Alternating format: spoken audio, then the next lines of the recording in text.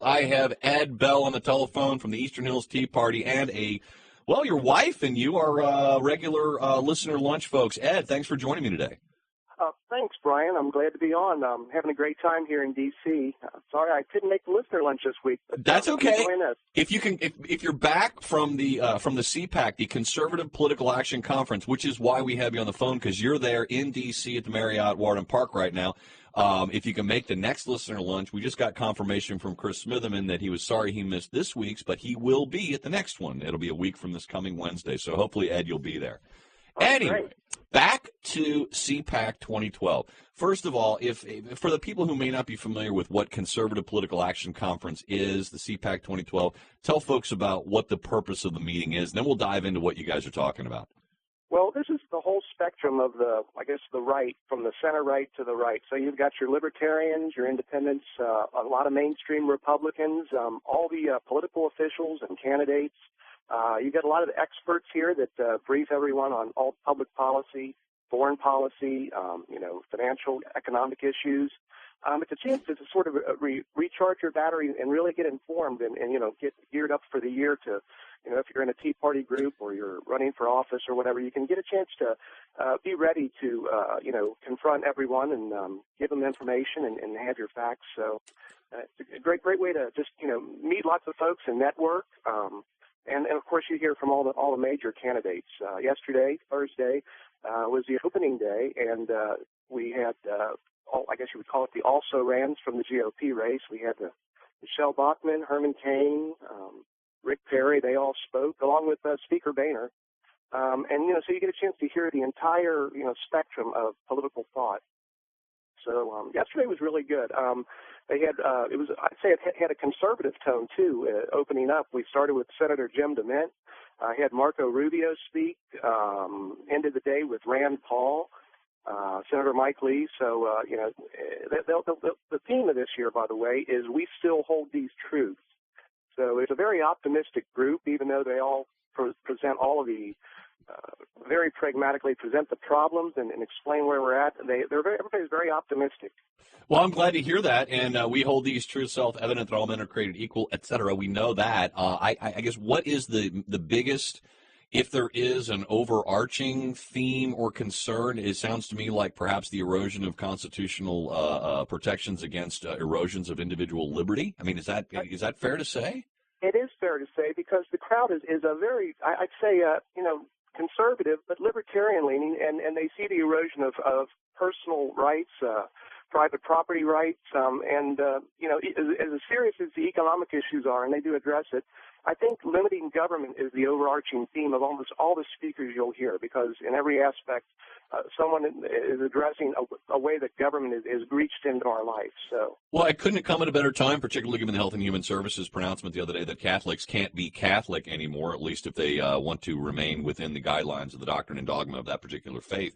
And we'll see. And fortunately, and this is why I asked that specific question about erosion of constitutional freedoms, because that issue isn't a Catholic-only issue. That is a religious issue. So whether you're, as I pointed out before, Catholic, Protestant, Jewish, there's an article by a Catholic, a Protestant, and a Jew in today's Wall Street Journal illustrating this, but you could be a Druid or an optimistic Zen existentialist or a flying spaghetti monster, Pastafarian kind of person. At some point, government can then intrude into your belief systems by forcing you to do something that runs afoul of your beliefs. I can't find anything more abhorrent in the United States than something like that. That's true, and just about everybody touched on that topic of this is sort of crossing a line that really leads us down a path that is unsustainable as far as freedom. So, they just about everybody mentioned that at some point. So, well, which speakers have you seen? I guess Herman Cain was speaking there. Herman Cain, yes.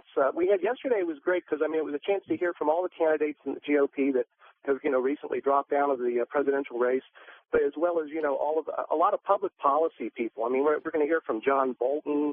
You hear from a lot of think tank people, from Freedom Works, from Americans for Prosperity, from the Heritage Foundation. So, they've got all these folks that spend all year researching these issues and policy issues and writing papers, and you get a chance to hear all of their work, presented, and you learn more than you could learn two semesters of college, really. Well, I can see who might be drawn to the CPAC conference. I guess who can anybody go? Because it sounds to me like an event where someone will say, "Well, this is where the conservative talking points are issued," or this is, And I know your eyes are probably rolling at that notion, Ed. But I suppose some Saul Alinsky follower could sign up and show up as well. They could, actually. Anybody can show up. And I think I would encourage everyone to come at some point just to really get a chance to see that it's the opposite of everything ever presented.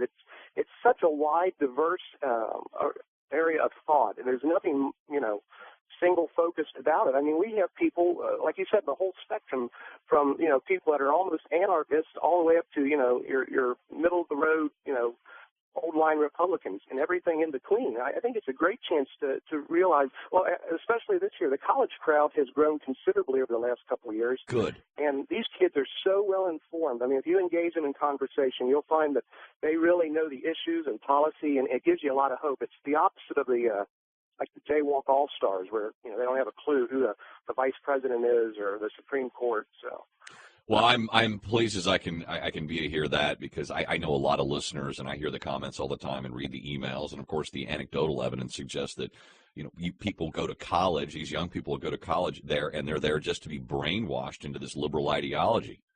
Oh, well, I'm sure they all have to deal with that, but these kids are, they do their studying on their own, and they know the truth, and they can see through a lot of the pablum that they're being taught. So. Well, I tell you, Ed Bell, I'm glad you're there, and I'm glad you're getting the information, and hopefully you'll come back and impart some of that information onto the rest of the folks, maybe even in the Eastern Hills Tea Party at your meetings and some of the other ones, because the resources, I'm looking through. And this is, to tell you how big this thing is, the schedule of events, and the conference began yesterday, correct, Ed? That's right. The schedule of events is 22 pages long, basically single-spaced format. It's just one meeting after another. And then at each hour, you have multiple topics. So when he says it is the complete host of issues from left to right and everything, Ed, you're telling the truth, man. This is amazing. It's exactly like drinking from a fire hose. You can't possibly attend all the different seminars. They're taking place in a dozen different rooms throughout the day. So, well, I guess before you go, Ed, one of the burning questions on everybody's mind, because we heard the Occupy people were supposed to show up there and commit acts of violence. Joe specifically asked my producer, he said, did you get glitter bombed yet? Not yet, but today's going to be the fun day. Since all the major candidates, Mr. Gingrich and Santorum and Romney are going to be here, we expect to probably see some type of presence, but, there's so much security here. They would be foolish to confront anyone here today. Well, and I would think, given a group like the conservative political group, that would be the least likely people you would want to attack anyway. Not if they're going to engage them on thought and on the issues.